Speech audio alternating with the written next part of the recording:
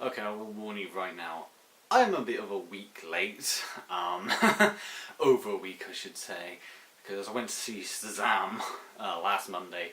Let's just say I haven't had much time. In fact, I've not had much time to do any filming per se. You know, even Deator's Wacky Rumbles I've had to put on hold for a bit because I've not been able to film any of the other heats other than Heat A and Heat B. So, as you can see, there's a lot of things going on, and it was Easter holiday, so yeah, a lot of things have been going on.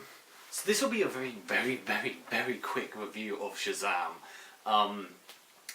So let's just get the obvious thing out of the way. Captain Marvel is a better Captain Marvel than Captain Marvel. Okay, so for those who don't understand the joke, Shazam used to be called Captain Marvel, and by God, is it a better movie than Captain Marvel? Because Captain Marvel just was boring and pissed me off most of the time. It did have some good moments, I won't lie. I won't say it is the worst MCU film out there. I still think Age of Ultron is by far the worst, but it was still crappy. Shazam, on the other hand, is one of the best DC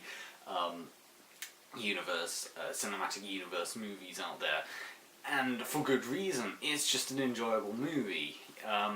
I will admit, I was never really all that into Shazam. I knew what Shazam was. I knew it was a little kid that would say Shazam and then he'd become a superhero. And, you know, I'm always a big fan of, like, kids who are superheroes, you know, in their secret lives. And then, of course, there's just this average Joe, normally, you know.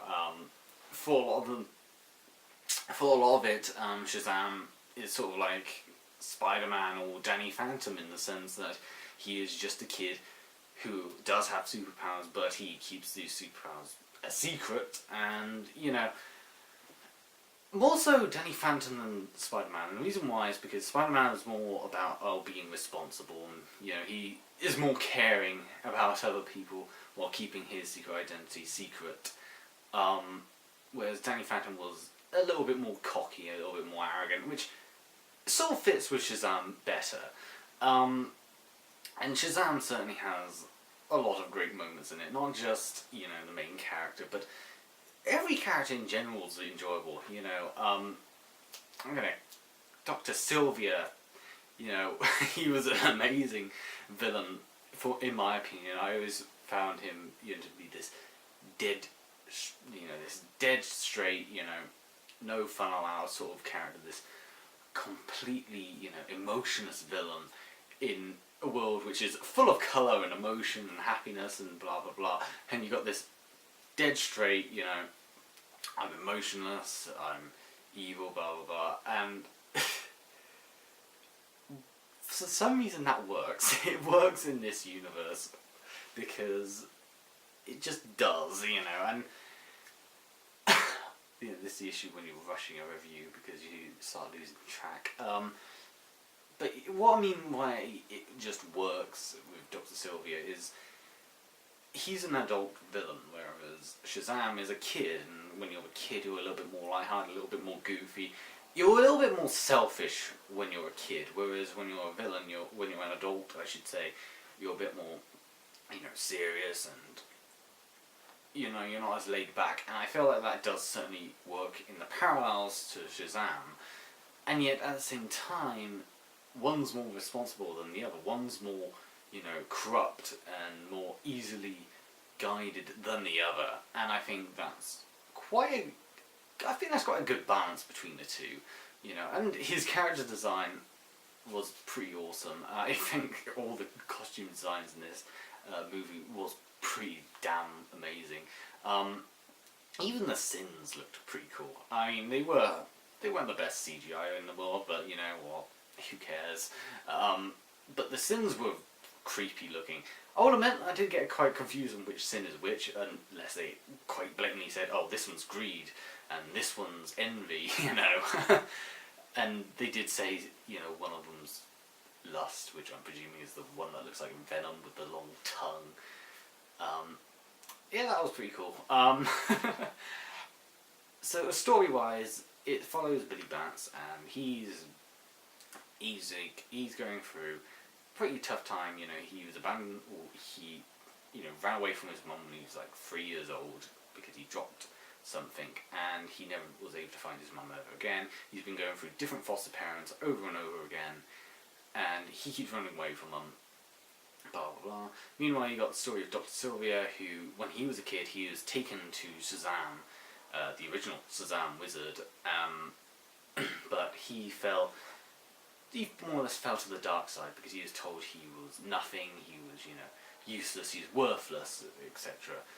And he, ever since that day, has grown up with this vendetta to meet Shazam again, but this time he's going to take the Eye of Sin, I'm presuming it's called. I actually don't remember what it was called.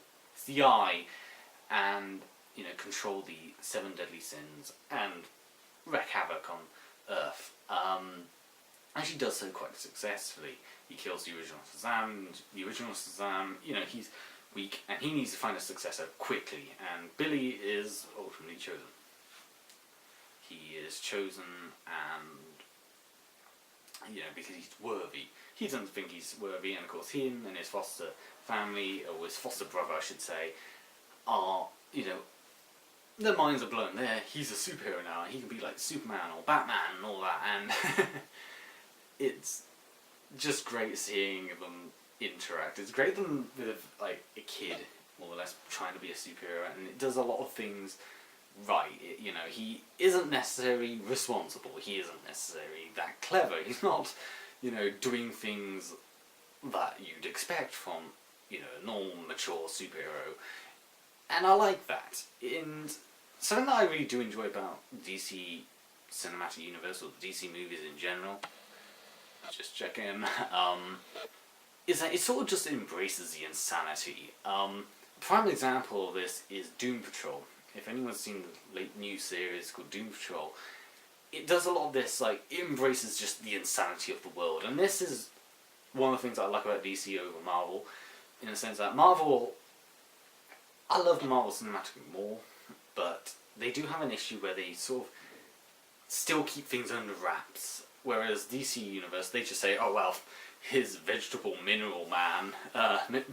dinosaur mineral man, I don't even remember what the guy's called, but he's from Doom Patrol, and he exists. There's a farting donkey in that show as well. And in Shazam, no one really turns a blind eye to seeing this guy in a super suit jump from the ground into a building on like the 50th floor or something like that, And I like that. I love how they just don't really bat an eye. It's just an everyday sort of thing. That, in my opinion, is always great to see in any of the DC stuff, and I do like that DC does sort of just embraces its insanity. And there's a great moment right at the end, in the end credit scene, which involves a character which, I must admit, I was just happy to see.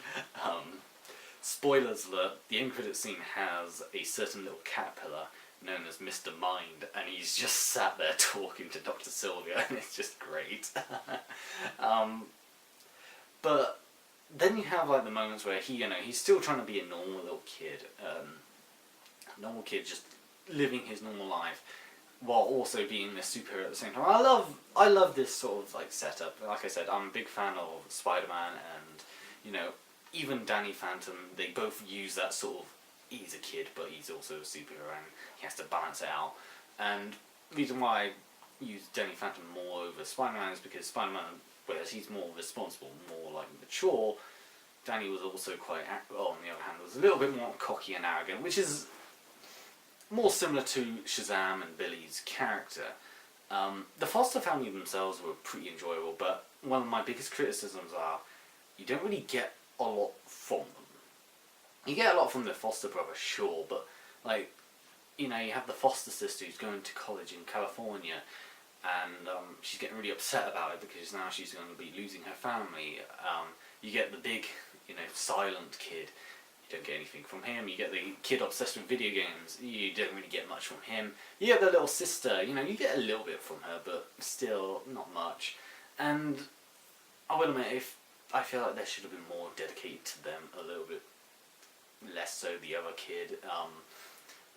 Not necessarily saying that you should dedicate a lot more, like as in the whole movie should be dedicated to each individual one. No, but I mean, it would have been better if they had a little bit more screen time, a little bit more input, as opposed to just one of the foster brothers, the siblings, I should say. I mean, that said, there's not really much I can say bad about this movie. It's not like Captain Marvel where I could just go on all day about the problems it had. By the way, I recommend you watch the Mauler review of Captain Marvel.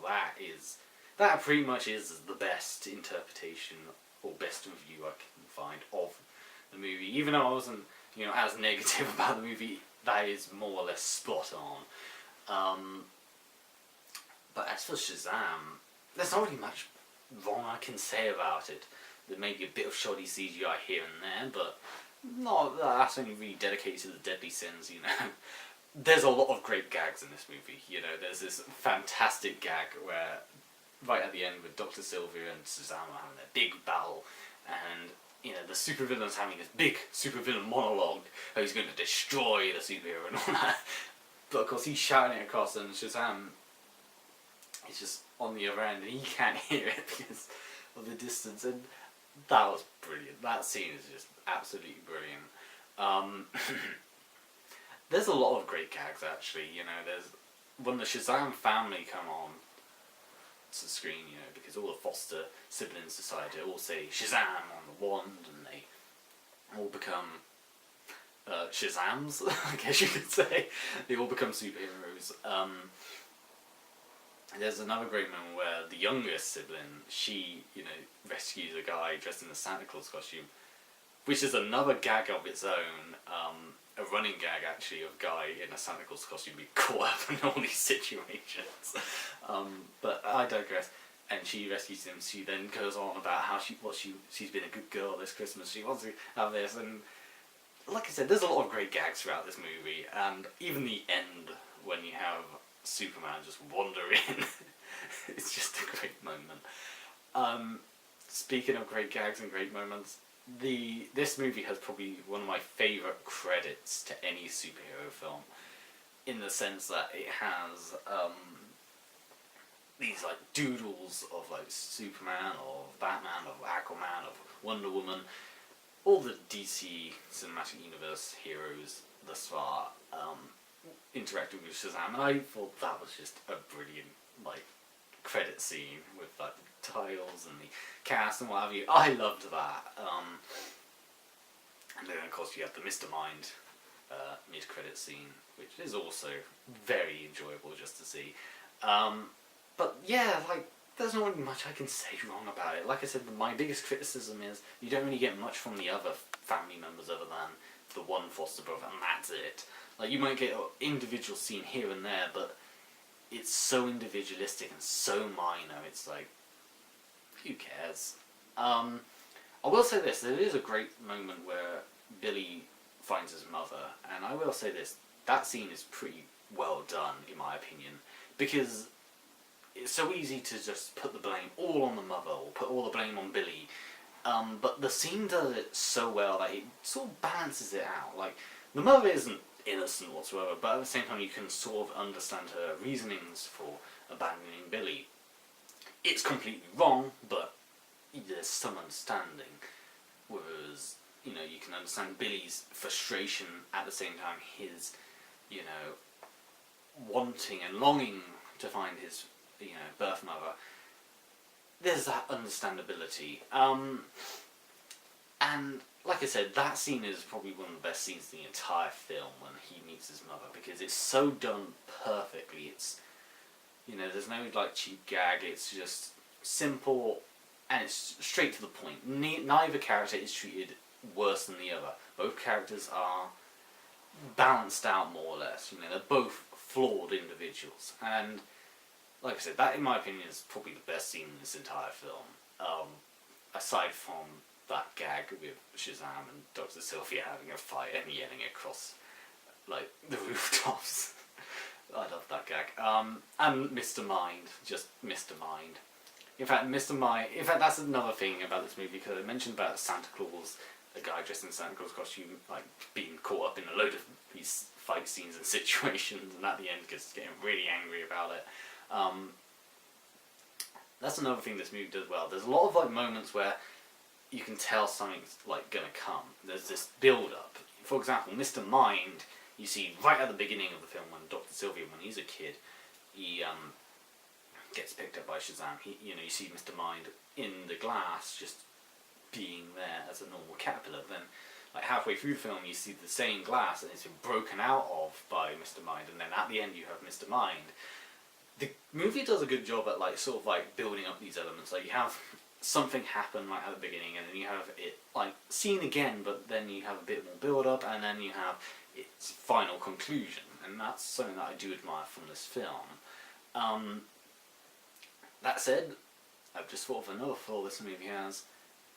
Billy looking for his mum is only really concentrated in the first act and the third act. It's never really concentrated during the middle section of the film whatsoever. You do get one character, one of the siblings pick up his notepad and, gives it to the other foster siblings to investigate, but that's about it. And I feel like that could have done a bit more, like, you could have had a bit more added in for that. But aside from that, there's not really much I can say. This is the issue when you're positive about film, you don't really have much to say other than it's just great. I totally recommend Shazam if it's still on cinemas. This is a week late. Actually, it's over a week late, and by the time I upload this, it's probably going to be even longer. So I do apologise. But aside from that, have a good time.